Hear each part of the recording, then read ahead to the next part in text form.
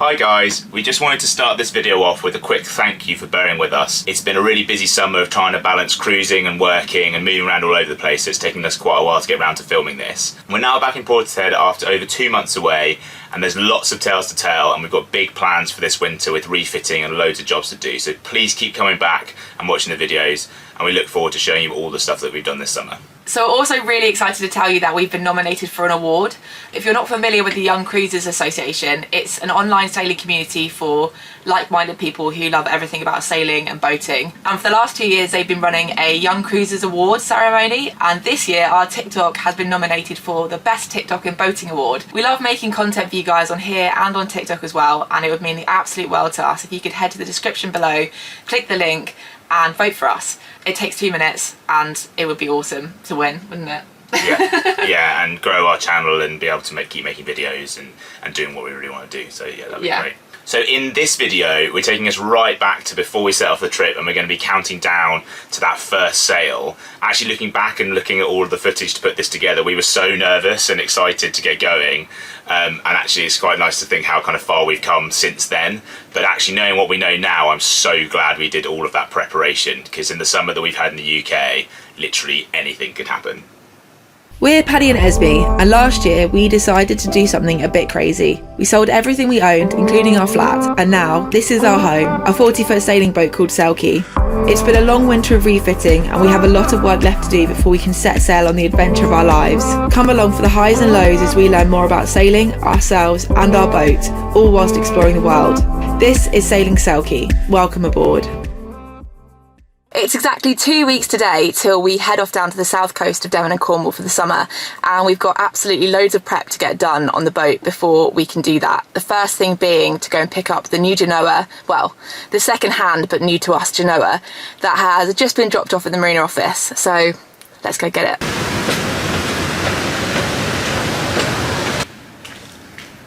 Hi. Hi, how are you doing? Good, thanks.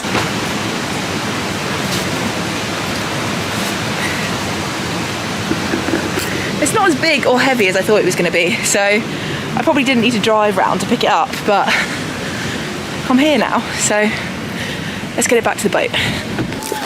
So the other good thing to have arrived, as you can probably tell, is Peggy's dog food. So we get it from tails.com, and it's really good because we can get it just delivered to the marina, and it lasts a month. So having it now means that we'll have it for the whole time we're away this summer, which is really, really useful.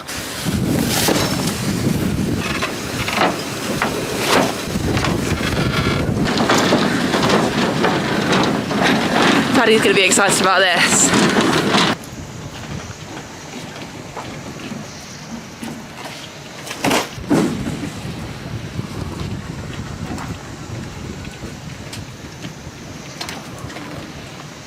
Guess what I've got? New sails? Yeah! Hey Peggy! No, not as heavy as I thought they were going to be. Ooh. What's this, Pegs? Is this your stuff? Is this yours? Is this yours? Yeah. Wow, lots of treats. And your food. Go on. Go on. There you go. So we finally accepted our fate and have bought a new dinghy. And it's just arrived. So really excited. We went for a Hypalon, is it? Yeah. So it should last longer when we're in hot weather, like countries where the sun will won't affect the rubber as much. Very exciting. That was the nicest delivery man I've ever met. He seemed genuinely happy. What a service. Big box.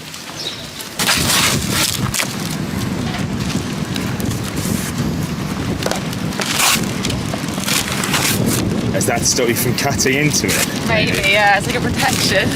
Because we are working on a very tight budget, it's pretty rare we buy ourselves brand new top-of-the-range things like this. This tender is going to be our everyday transport for years to come, so we thought it was worth making the investment. The battery on this camera just died, so I've just replaced it. All our GoPro batteries are dead, so I'm going to brave taking this camera onto the dinghy with us. Grabbed our kill cord. Let's go for a ride.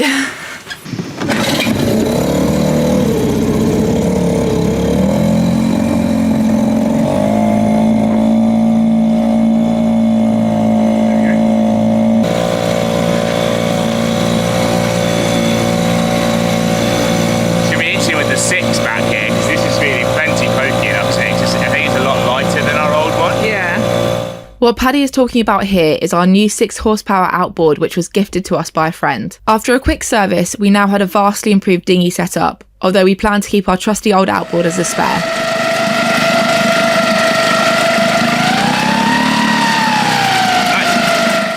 It's 5 days until we head south for the rest of the summer.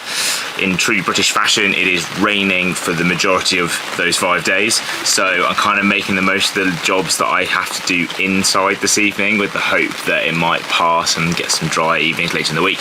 If not, I will be out there putting the sails back on, etc. in my rain gear, and that's the way it goes. But for now, I've got an equally lovely job, which is to fit this new toilet. And whilst I say new, it's new to us.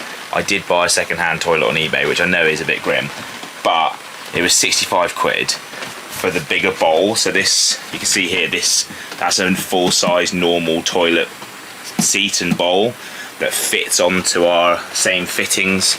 And I hate the tiny bowl that we've got. Like, I hate it so much, I just choose not to use it as much as possible. So definitely it's going to make a big difference.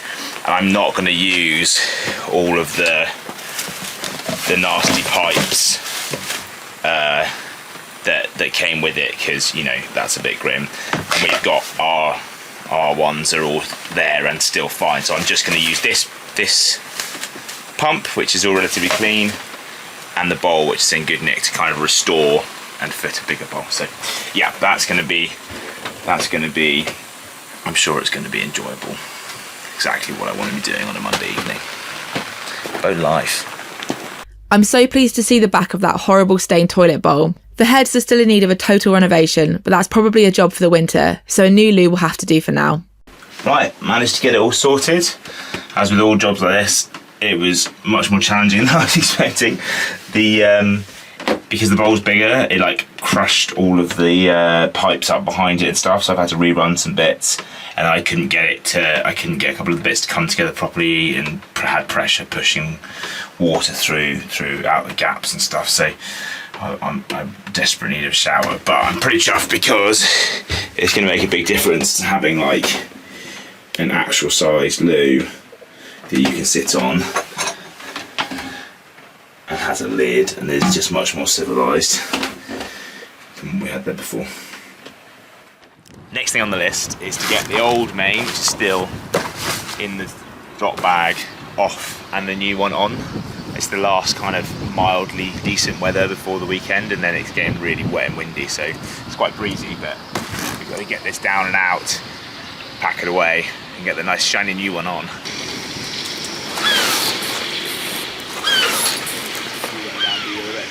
Okay. We want to carry it this way around, and we want to put it down this way around. Okay.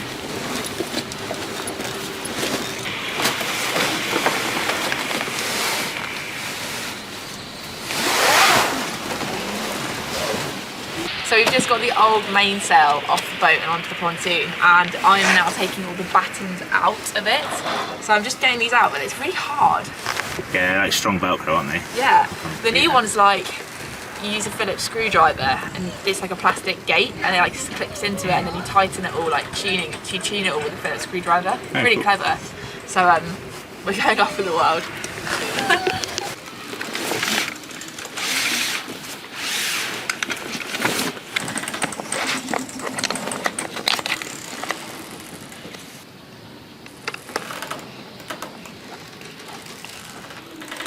It's hard to know what's the right tightness. I'm going to go with that. Yeah.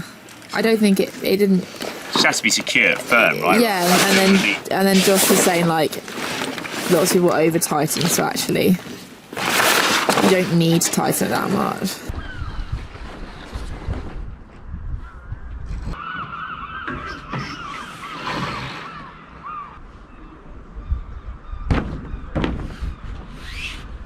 So one of the big things we need to think about when we're doing long sails like we are this weekend, and then planning to live on anchor for at least kind of 3-4 days, is try and prep as much of the food as possible. That means making a list of all the things we need to get from the supermarket, prepping the food that we're going to eat whilst we're sailing this weekend, and just kind of having stuff on board that makes life easier. So one of my favourite books to use when we're doing these kind of trips is Canned, which is basically what it says on the front. It uses mostly canned products, and then you add things like onions and eggs, which are longer life. So making a list now, and then we're going to go to Lidl later, which is where we buy like all of our cheap products, like our cans and stuff, and then we'll probably go to Sainsbury's or somewhere like that to get the fresh food. So should we try the corned beef shakshuka? Yeah. This one looks really tasty. The spaghetti with anchovy and lemon was good, wasn't it? Yeah. We've got garlic, lemon, parsley, got that. So just need anchovies. So we've just done a Lidl shop. It was a bit stressful. Paddy and I shop very differently. I went in with a list of things I needed to make recipes this week, and Paddy just like adds random stuff to the cart that he thinks he'll like to eat. But yeah, it worked out well. We actually got a new fishing rod from the middle aisle of Lidl, which is the best. So maybe we can catch some fish, who knows. We have to go to Sainsbury's next to get fresh fruit and veg. Oh, hello. So what's that? It's probably 300 quid's worth of shopping. Yeah. But that'll do us, I reckon, 2.5 weeks. If not more. Probably 3 by the time you've done like a little bit topping up on the way. Yeah, just some like veggies and stuff. But the reason why we do it this way is it's so much cheaper to bulk buy in a big supermarket than it is to buy in like the little co-ops and stuff that are on seaside towns. So, and then obviously with the dinghy and only having the bikes, you can't get to like a big shop. So it feels like a big hit at the moment, but if you get long life food, yeah, it lasts and we won't have to worry about it later. Yeah. I do like having a big fridge, it is really great. Wish it wasn't top access, but you know, beggars can't be choosers. Fridge stuff is away. I think it might be pub time. I'm tired of doing things. Yeah, me too. It's been a long day. Good successful day though. Yeah, it's good. Got loads done. Actually thinking about it, trying to do this after work, if we had left on Friday evening, trying to do this after work like all of last week would have been... It might have been the odd fight. Yeah, I think it would have just been stressful and tiring, and then we would have had quite a long like, overnight sail, whereas we've kind of been able to do it in more of a relaxed way, and we're not setting off till 6 tomorrow, so like we can sleep in, there's more time to do the rest of the stuff, and actually it'll be quite relaxed getting out hopefully because we've just done it all, and we've done it in a nice pace. All we've really got to do, so I'm going to do a bunch of like final checks of the engine and the seacocks and stern gland and like all that just kind of stuff that you just really don't want to go wrong, and I need to do a little bit more passage planning for the overnight section. We have to stow the bikes, and that's pretty much it. We're going to do one more load of laundry just so we're like completely up to date with our laundry. Yeah. But yeah, not much, and we've got all day tomorrow, so I think it'll be nice and relaxed. We're getting there. Yeah. It's happening. Morning. So we are now on the day of travel. Basically this morning I've spent a lot of time stowing all of the heavy stuff and like strapping everything down, and we've got a last few little bits to do, and then we'll take you round and see where everything's gone and how we're kind of set up to travel. I do want to quickly do some final checks on the engine and a few other bits and bobs, which I'll take you through whilst I'll do them. So I've taken the front off the engine and the sides. So we're now down on the front of the engine, just having a look at these belts. I think that could probably do with a bit of a tighten up. I'll check the oil in a second. And then back here, just having a look at the fuel to make sure it's all nice and clean in there. And that looks pretty much completely clear to me. Oh, there is some liquid at the bottom. I wonder if that water might drain that off and check that that's okay, because that's not supposed to be there. So there's a couple of things to do. I'm going to ask our friend Vince, who lives on a boat down there and is you know, a pretty experienced mechanic and engineer, to come have a look and just have a look over with me, just to make sure I haven't missed anything really obvious. It's going to be quite windy to start with, quite lumpy, and then going to be dark, and we're going to be going directly into the wind, so I'm going to be really relying on my engine. So the last thing I want is for there to be any problems, so I'm going to have Vince's expert eye come have a look too. Maybe is the drain there? is beautiful. Did you just lick that? I smelt it. Yeah. That's just diesel. Maybe it's below the drain. If that's the case, then it'd be fine. Obviously, the pickup's above that anyway. You'd soon know if you had water in it anyway, because obviously it would be spluttering and it would stop. Okay. Yeah. But if I'm sure if it gets shaken up, you could possibly get some in, yeah. I mean, what would you do about that then? That's the only thing I'm worried about. Is can I just get that off so it's not going to get into the engine somehow? But you just have to take the whole thing apart, won't you?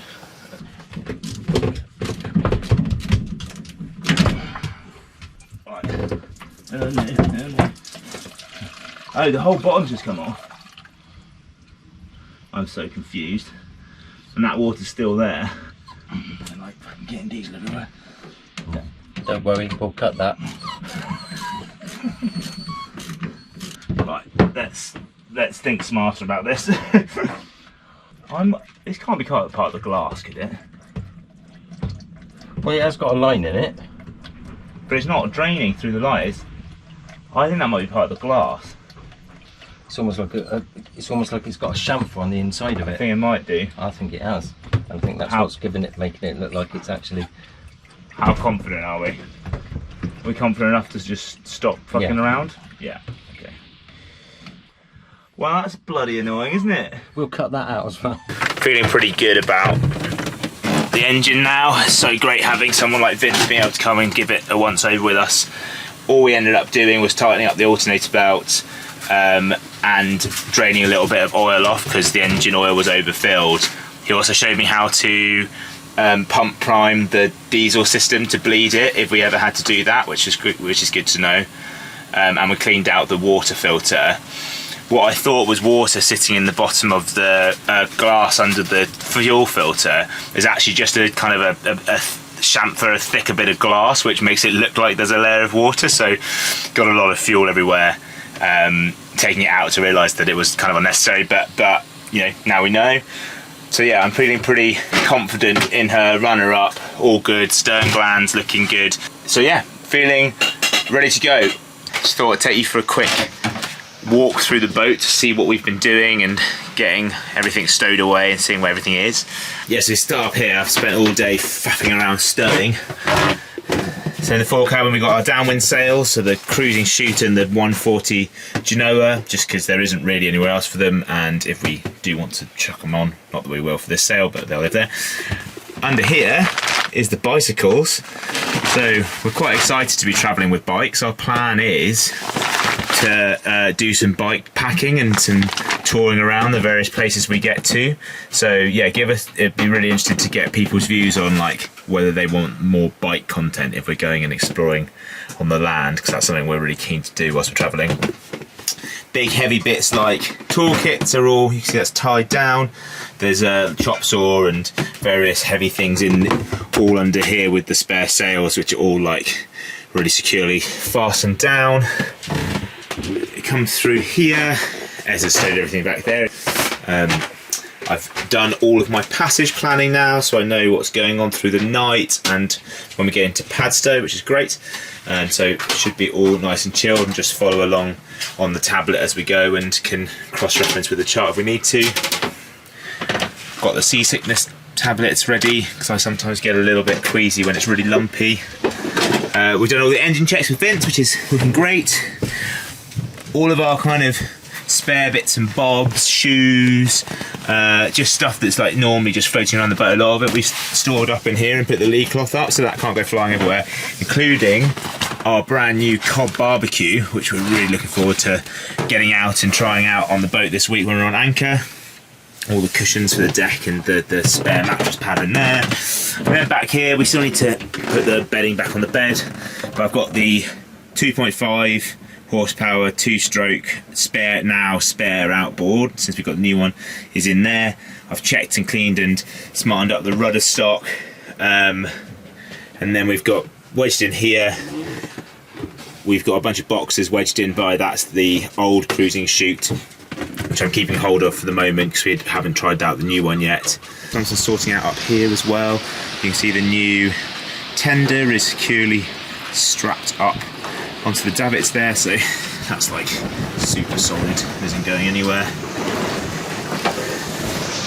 Everything's tied on, it's normally loose, outboard strapped on, and then we go forward. I need to pack away Peggy's wee mat and poo mat. And up here we've got the staysail set, because I think we're going to be sailing with this definitely this evening and probably into tomorrow, because it's a smaller sail. You can sail closer to the wind than with the reefed genoa, so I'll get that up. Got a sail bag up here that's attached to deck to pack that away into, and I think it's going to live up here. And I've also strapped our surfboards on so they can't go flying if it is really lumpy. So I'm hoping we're very prepared. Well, I feel prepared. Whether that actually means that nothing goes wrong is a completely different matter, but it's part of the fun. Maybe the rain coming. It's blowing probably 25 knots on the nose. Yeah, it's super rolly out here. It's just gone down, she's feeling really rotten. It is pretty rough out here, to be fair.